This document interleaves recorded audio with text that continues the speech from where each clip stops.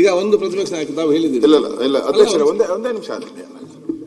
ಆರಾಮ್ಸೆ ಈ ಅಧಿವೇಶನ ಏನ್ ಬಿಲ್ಗಳಿಲ್ಲ, ನಿಮ್ಮ ಮೇಲೆ ಒತ್ತಡ ಇಲ್ಲ, ಆರಾಮ್ಸೆ ಮಾಡಿ ಕೂಲಾಗಿ. ಎಲ್ಲದರಲ್ಲೂ ಅರ್ಜೆಂಟ್ ಆಗಿದ್ರಿ, ಇದು ಅರ್ಜೆಂಟ್ ಇಲ್ಲ ಏನೇನು. ಅದರಿಂದ ಇಲ್ಲ ನಗ್ನಗ್ತಾ ಇವತ್ತು ನಗ್ನಗ್ತಾ ಬಂದಿದ್ದೀರಾ, ನಗ್ನಗ್ತಾರ ಹೋಗ್ಬೇಕು ನೀವು ಇವತ್ತು ಪೂರ್ತಿ. ಅಧ್ಯಕ್ಷರೇ, ಒಂದೇ ಕೆಲವೇ ವಿಚಾರ. ಈಗ ನಾವು ಗೌರವಾನ್ವಿತ ರಾಜ್ಯಪಾಲರನ್ನ ಬಹಳ ಗೌರವದಿಂದ ತಾವು ಹೋಗಿದ್ರಿ, ಬ್ಯಾಂಡ್ ಕೊಡಿಸಿ ಬ್ಯಾಂಡ್ ಸೌಂಡ್ ಎಲ್ಲ ಮಾಡಿ ಕರ್ಕೊಂಬಂದ್ರಿ ತಾವೆಲ್ಲರೂ ಕೂಡ. ಅವರು ರಾಜ್ಯಪಾಲರ ಭಾಷಣವನ್ನ ಎಷ್ಟು ಹೇಳಬೇಕು ಅಷ್ಟು ಹೇಳಿದ್ದಾರೆ, ಕೊನೆಗೆ ಜೈ ಹಿಂದ್ ಅಂತ ಹೇಳಿದ್ದಾರೆ. ಹೋಗ್ಬೇಕಾದ್ರೆ ನೀವು ಜೊತೆಲಿ ಬಂದಂತ ಅಷ್ಟು ಜನ ನೀವು ಕರ್ಕೊಂಬರೋವಾಗ ಗೌರವಿತವಾಗಿ ಕರ್ಕೊಂಬಂದ್ರಿ. ಹೋಗ್ಬೇಕಾದ್ರೆ ನೀವು ಯಾರು ಅವ್ರ ಬೆಂಬಲಕ್ಕೆ ಬರ್ಲಿಲ್ಲ. ಯಾರು ಹೇಳಿದ್ದು? ನಾನೇ ಹೇಳ್ತಾ ಇದ್ದೀನಲ್ಲ, ವಿಡಿಯೋ ನೋಡಿ, ವಿಡಿಯೋ ನೋಡಿ ಅಧ್ಯಕ್ಷರೇ. ನೀವು ದಾಖಲೆ ನೋಡಿನೇ ಮಾತಾಡಿ. ಇಲ್ಲಿ ವಿಡಿಯೋ ನೋಡಿ. ಇಲ್ಲಿ ಹರಿಪ್ರಸಾದ್ ಅವರು ಹೇಳಿದ್ದಾರೆ, ನನ್ನ ಬಟ್ಟೆ ಎಲ್ಲ ಹರಿದಾಕ್ಬಿಟ್ರು ಅಂತ.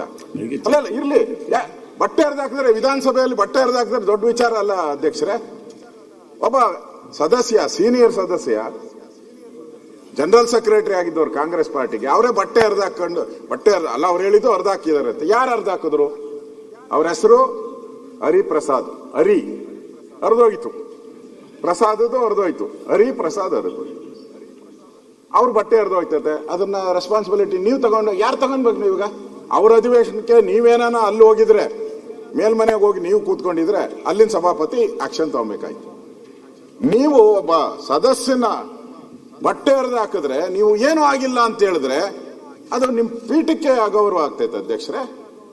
ಹೌದು, ಬಟ್ಟೆ ಅವರು ಮೀಡಿಯಾದಲ್ಲಿ ಹೋಗಿ ಏನ್ ಮಾತಾಡಿದ್ದಾರೆ ಗೊತ್ತೇನು? ಎಲ್ಲ ನನ್ನ ಬಟ್ಟೆ ಎಲ್ಲ ಹರಿದಾಕ್ಬಿಟ್ರು ಅಂತ ಹೇಳಿದ್ದಾರೆ, ಬಿಜೆಪಿ ಅವರು ಹರಿದಾಕಿದ್ರು ಅಂತ ಹೇಳಿದ್ದಾರೆ.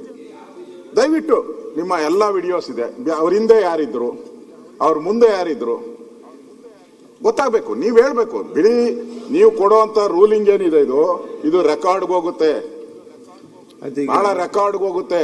ನೀವು ಹಾಗೆ ಕೊಡಕ್ಕಾಗಲ್ಲ. ನಾಳೆ ಏನಾದ್ರೂ ಪ್ರಾಬ್ಲಮ್ ಆದ್ರೆ ಯಾರೇ ಗವರ್ನರ್ ಬರ್ಬೋದು. ನಾಳೆ ಡೆಮಾಕ್ರಸಿ, ನಾಳೆ ಪಾರ್ಟಿಗಳು ಬದಲಾಗ್ಬೋದು, ಪಾರ್ಟಿಗಳು ಬರ್ಬೋದು, ಎಲ್ಲ ಹೋಗ್ಬೋದು. ಆದ್ರೆ ಆ ಚೇರ್ ಇರ್ತತೆ, ಆ ಚೇರ್ ಇರುವಂತ ರೂಲ್ಸ್ ಇರ್ತತೆ, ನಿಯಮ ಇರ್ತತೆ, ಅದು ಹಾಗೆ ಇರ್ತತೆ.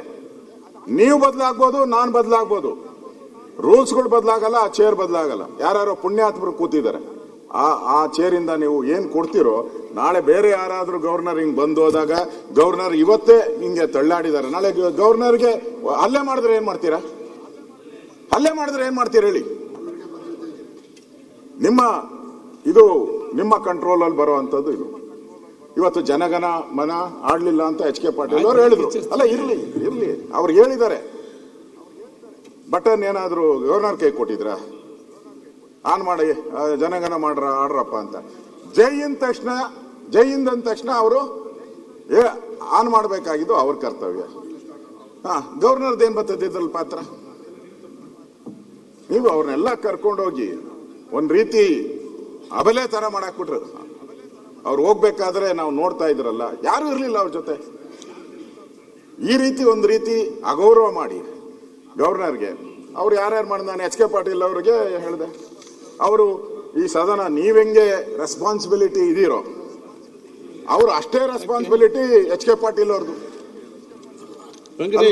ಸಂಸದೀಯ ಸಚಿವರು, ಅದ್ರ ಜೊತೆಗೆ ಕಿರೀಟ ಇಟ್ಟಂಗೆ ಸಂಸದೀಯ ಅನ್ನೋದೇ ಒಂದು ಪದವಿ, ಕಾನೂನು ಅನ್ನೋದು ಒಂದು ಕಿರೀಟ ಇದ್ದಂಗೆ. ಮಹಾರಾಜರಿಗೆ ಕಿರೀಟ ಇರ್ತದಲ್ಲ, ಹಂಗೆ ಕಿರೀಟ ನೀವು ಎರಡೂ ಇಟ್ಕೊಂಡು ನೀವು ಗವರ್ನರ್ ಅವರು ಓದ್ಲಿಲ್ಲ ಅಂತ ಹೇಳ್ಬಿಟ್ಟು ನೀವೇ ಗಲಾಟೆ ಮಾಡಿದ್ದೀರಾ.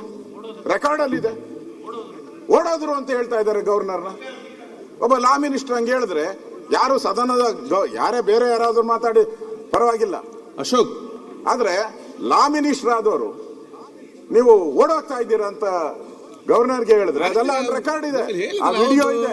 ಅದರಿಂದ ಇಲ್ಲಿ ಈ ತರ ಸಂಪ್ರದಾಯವನ್ನ ನಿಮ್ಮ ಅಧ್ಯಕ್ಷತೆ ಎಲ್ಲ ಆದರೆ, ನಾನು ಹೇಳಿದ್ದೀನಿ, ನೀವು ಅಧ್ಯಕ್ಷರಿದ್ದೀರಾ, ಈಗ ನೀವೇ ಇರ್ರಿ, ನಮ್ದೇನು ಅಬ್ಜೆಕ್ಷನ್ ಇಲ್ಲ. ಆದ್ರೆ ನೀವು ತರಾತುರಿ ಇದ್ದಂಗೆ ಕಾಣ್ತಾ ಇತ್ತು ಅಲ್ಲೋಗಿ ಕೂತ್ಕೊಳಕ್ಕೆ. ಹೋಗಿ, ಪರವಾಗಿಲ್ಲ, ನಮ್ದೇನು ಬೇಜಾರಿಲ್ಲ. ನಾವು ನಿಮ್ಮನ್ನ ಹೆಲ್ತ್ ಮಿನಿಸ್ಟರ್ ಆಗಿ ಹಿಂದೆನೂ ನೋಡಿದಿರಿ, ನೀವು ಮಾಡಿರೋ ಕೆಲಸನೂ ನೋಡಿದಿರಿ, ನಮ್ದೇನು ಬೇಜಾರಿಲ್ಲ. ಆದ್ರೆ ಇಲ್ಲಿ ಕೂತಿರೋವರೆಗೂ ನೀವು ಸಭಾಧ್ಯಕ್ಷರೇ ಆ ಗೌರವ ಇದೆ ಎಲ್ಲರಿಗಿಂತ. ಇಲ್ಲೆಲ್ಲ CM ಕೆಳಗಡೆ ಕೂತಿದ್ದಾರೆ, ನಾನು ಕೆಳಗಡೆ ಕೂತಿದ್ದೀನಿ. ನೀವು ಮೇಲೆ ಚೇರ್ ಏನ್ ಹಾಕಿದ್ದಾರೆ ಅಂದ್ರೆ ಮೇಲ್ಪಂಕ್ತಿ ಹಾಕೊಡ್ಲಿ ಅಂತ ಹಾಕಿರೋದು. ಮೇಲ್ಪಂಕ್ತಿ ಹಾಕ್ಲಿ ಅಂತ, ಇಲ್ಲ ಅಂದ್ರೆ ನಿಮ್ಮನ್ನು ಅಲ್ಲಿ ಹಾಕ್ಬೇಕಾಯ್ತು. ಕೆಳಗಡೆನೆ ಹಾಕಿದ್ರೆ ಏನ್ ಸಮಸ್ಯೆನೇ ಇರ್ತಾ ಇರಲ್ಲ. ಮೇಲ್ಪಂಕ್ತಿ ಆಗ್ಲಿ ಅಂತ ನಿಮ್ಮನ್ನ ಅಲ್ಲಿ ಕೂತಿರ್ಸಿದಿರಿ ನಾವು. ನೀವು ಮೇಲ್ಪಂಕ್ತಿ ಹಾಕಬೇಕಾಗಿ ಇರೋಂತ ಸನ್ನಿವೇಶ ಬಂದಿದೆ ಇವತ್ತು.